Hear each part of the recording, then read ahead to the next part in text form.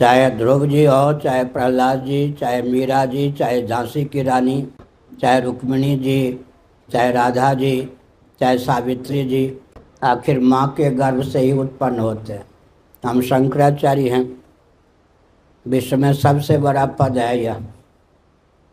अगर आप आस्तिक हैं तो इस बात को समझ सकते हैं कि विश्व में इससे बड़ा पद कोई नहीं होता। लेकिन किसी माँ ने ही हमको जन्म दिया, तो मातृशक्ति का इतना महत्व है कि शंकराचार्य हों या भगवान रामकृष्ण ही क्यों ना हो, उनको भी जन्म देने वाली मातृशक्ति होती है। इसीलिए भगवान की प्रार्थना करते हैं। सबसे पहला संबंध भगवान के साथ हमारा है, त्वमेव माता। भगवान शंकराचार्य जी जैसे दार्शनिक महानुभाव, जिनके कुल देव थे भगवान श्री कृष्ण, उन्होंने कहा माता कृष्ण, अरे ओ कृष्ण नामक मेरी माँ, अरे ओ कृष्ण नामक मेरी माँ।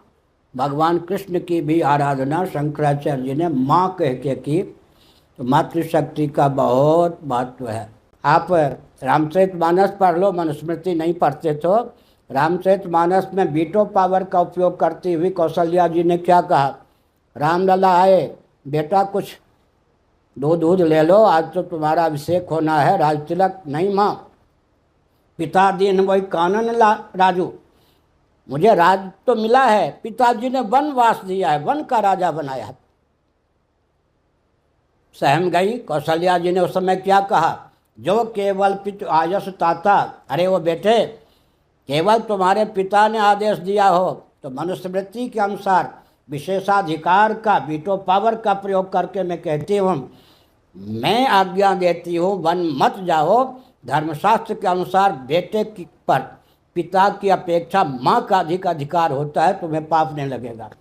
लेकिन कदाचित तुम्हारी विमाता ने भी सहमति व्यक्त की हो या विमाता की भावना का अनुपालन तुम्हारे पिता ने किया हो, तो तुम्हारी विमाता के कई का मुझ कौशल्या की अपेक्षा तुझ पर अधिक अधिकार।